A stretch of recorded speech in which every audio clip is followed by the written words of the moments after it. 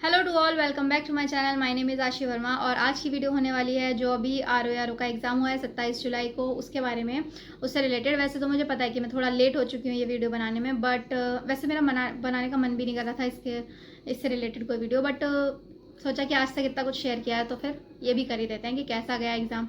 तो आज की वीडियो में हम यही सब बात करेंगे कि एग्ज़ाम कैसा था, कैसा रहा, मैंने कितना करा, कैसा करा और मेरा क्या एक्सपीरियंस रहा, क्या मैंने सीखा, क्या मैंने गलत किया, क्या सही किया, इस सब के बारे में।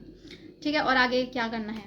ठीक है, तो चलो वीडियो स्टार्ट करते हैं। तो सबसे पहले बात करते हैं कि एग्ज़ाम का लेवल कैसा था। तो एग्ज़ाम का जो लेवल था, जैसे कि आप लोगों ने जिन्होंने एग्ज़ाम दिया होगा उनको भी लगा होगा, और जो हमने एनालाइज अब तक करके देखे हैं उसमें भी ऐसा ही लगा है कि जो एग्ज़ाम का जो लेवल था वो ज़्यादा टफ और हार्ड नहीं था, बस थोड़ा moderate to easy to moderate ऐसा कुछ था।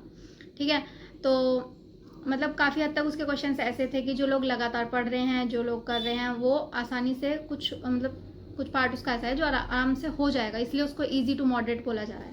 ठीक है, तो एग्ज़ाम अच्छा था। एग्ज़ाम ऐसा नहीं था कि मल्टीपल मतलब जो उसके ऑप्शंस होते हैं उसमें बहुत सारे स्टेटमेंट दे दें, ऐसा नहीं था। वन लाइनर थे और काफ़ी सारे करंट अफेयर्स भी आए थे, और ये सब चीज़ें जितनी भी थी मोस्टली क्वेश्चंस ऐसे थे जो एक एक स्टेटमेंट वाले थे, मतलब सीधा सीधा आंसर लगा दो क्वेश्चन को पढ़ के। ठीक है, तो अगर हम एग्ज़ाम की बात करें ना, तो हर एग्ज़ाम ऐसा होता है कि उसमें से कुछ उसका जो पार्ट होता है 50% मोस्टली ऐसा एग्ज़ाम होता है जो भी इंसान पढ़ रहा है, जो लगातार पढ़ रहा है, जो तैयारी कर रहा है, उसमें से 50% तो ऐसा होगा जो सब कर देंगे, सबको आता है वो पेपर। मतलब कुछ क्वेश्चन ऐसे होते हैं, बहुत ईजी से भी क्वेश्चन थे उसमें, जैसे कि हल्दी घाटी का युद्ध या फिर ये सब कुछ ऐसे क्वेश्चन भी थे जो आराम से किए जा सकते थे अटैम्प्ट, जो सबको आते थे। मतलब जो भी नॉर्मली अभी पढ़ रहा है, तैयारी कर रहा है, बेसिक क्वेश्चन थे वो आते थे सबको, वो सबने टिक करे होंगे, सबके सही गए होंगे। जो मेन जो चीज़ ये डिसाइड करती है कि कौन मेरिट में रहने वाला है और कौन उससे बाहर जाने वाला है, वो मेन चीज़ है। बाकी के बचे हुए जो 50 क्वेश्चन, मतलब 50% जो होता है ना, उसमें होता है कुछ ना कुछ ऐसा जो तो ज़्यादा डीप पढ़ा होगा, या फिर बहुत ज़्यादा टाइम से पढ़ रहा है, या उसने बहुत ज़्यादा रिविज़न किया है, उनके वो लोग सेट करते हैं मेरिट को जो उसमें जाने वाले हैं।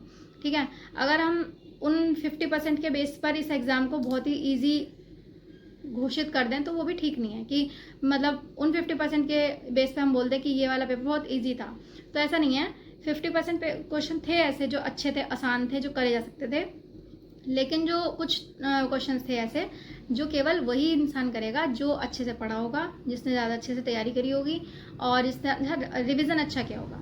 तो मेरा पेपर कैसा गया, मैं इस बारे में बात करती हूँ। मेरा पेपर जो इजी वाला पार्ट था वो तो डेफिनेटली अच्छा गया। जो हिंदी थी, हिंदी भी काफ़ी अच्छी आई थी। हिंदी में से जो भी मैंने मेरे नोट्स बनाए थे, 5 पेजेस जो बना रखे थे, उसमें से बहुत सारे वर्ड्स लगे और बहुत सारी स्पेलिंग्स भी लगी।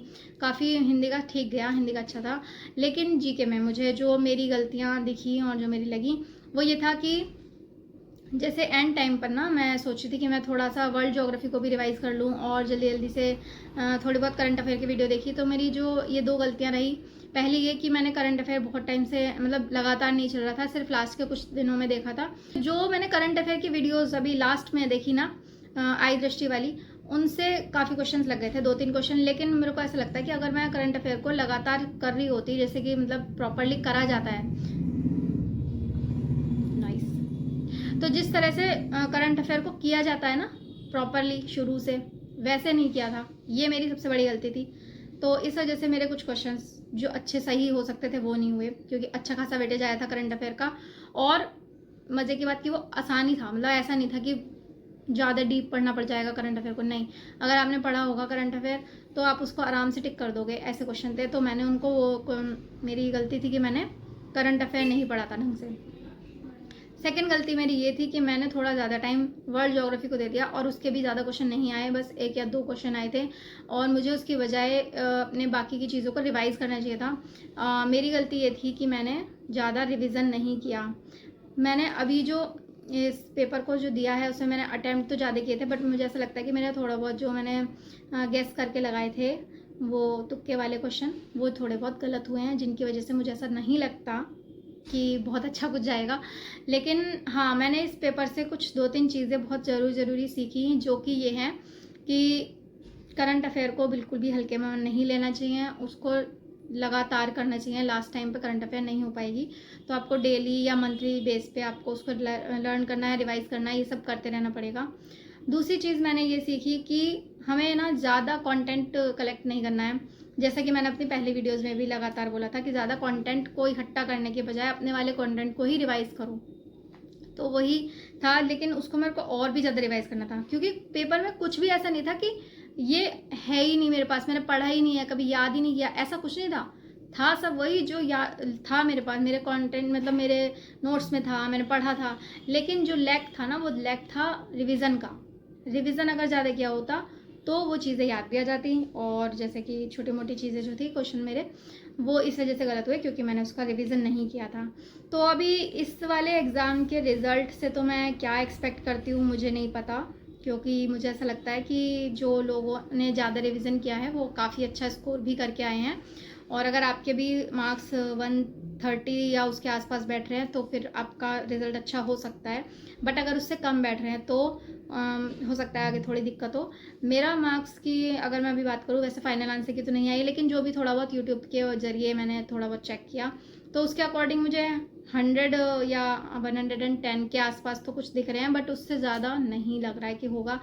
तो बस यही दिक्कत थी, क्योंकि मैंने थोड़ा सा नेगेटिव मार्किंग में क्वेश्चन वो कर दिया है, जिसकी वजह से हो सकता है कि मार्क्स कट जाए। बट अभी जो भी है, आगे के एग्ज़ाम पर ध्यान देंगे। मैं इस बार पहली बार पीसीएस भी अटेम्प्ट करने वाली हूँ, क्योंकि मैंने इतना सारा इसी से रिलेटेड सब कुछ पढ़ा है, तो मैं ज़रूर उसको भी अटेम्प्ट करूँगी और जैसा भी जाएगा।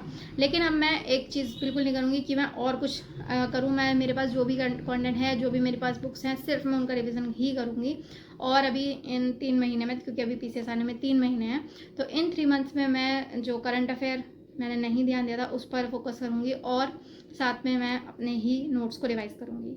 यही मेरी आपको भी सलाह है कि अगर आपका सिलेबस कंप्लीट है और अगर आपको भी सारे के सारे क्वेश्चंस वगैरह ऐसा लग रहे थे कि पढ़े हुए हैं, आते थे, तो आप भी, इसका मतलब यह है कि आपके नोट्स में चीज़ें हैं और आपको उनको याद करने और रिवाइज़ करने की ही ज़रूरत है। तो बस अभी मल्टीपल टाइम आप रिविज़न करो, मैं भी यही करने वाली हूँ, और इससे ज़्यादा तो कोई फ़ायदा नहीं है ज़्यादा कंटेंट को इकट्ठा करने का। और वीडियो थोड़ा लेट आने की वजह यही थी, क्योंकि मुझे ऐसा लग रहा था कि एक ज़्यादा अच्छा रिज़ल्ट रहता, या मुझे ऐसा लगता कि बहुत अच्छा मैंने कर दिया है, तो मेरा ज़्यादा मन करता जल्दी से वीडियो बनाने का। बट ऐसा नहीं होता है कि अगर आपने अच्छा नहीं किया है तब भी आप उसको ना बताओ या वीडियो ना बनाओ। तो मैंने सोचा कि चलो ठीक है, जो भी मैंने किया उसको मैं बता देती हूँ कि मैंने क्या किया, है ना। और बस यही सब था। तो बेकार मन में वीडियो बनाने का मन नहीं करता है वैसे, बट इट्स ओके, बना दी मैंने। तो बस अभी 1-2 दिन तो मेरा मन नहीं है कुछ खास पढ़ाई वढ़ाई करने का, तो बस मैं अभी 1-2 दिन तो ऐसे इधर उधर घूमूंगी, या जो भी मैंने कुछ काफ़ी सारी चीज़ ऐसी थी जो मैंने इन 1-1.5 महीने में नहीं की थी वो मैं थोड़ी बहुत करूँगी, और फिर वापस से 1 या 2 तारीख से हम पढ़ाई स्टार्ट करेंगे, और वापस से पढ़ाई के ही व्लॉग और वीडियोज़ आएंगे। और आगे जैसे आगे की हम तैयारी करेंगे पीसीएस की। इसका तो ज़्यादा अच्छा नहीं गया, बट पीसीएस का ज़रूर अच्छे से अच्छा दे के आऊँगी, क्योंकि ये मेरा फर्स्ट अटैम्प्ट है, तो मैं उसके लिए काफ़ी ज़्यादा कोशिश करूँगी कि मेरा पेपर अच्छा जाए। और आप में से जो भी लोग पीसीएस देने वाले हैं वो प्लीज़ मुझे कमेंट्स में बताना, ताकि मुझे पता लगे कि हम में से कितने लोग हैं जो अभी पीसीएस की तैयारी कर रहे हैं, और आप लोगों के कितने स्कोर बन रहे हैं ये भी मुझे ज़रूर बताना। और मिलते हैं नेक्स्ट किसी इन्फॉर्मेटिव वीडियो के साथ, तब तक के लिए बाय बाय।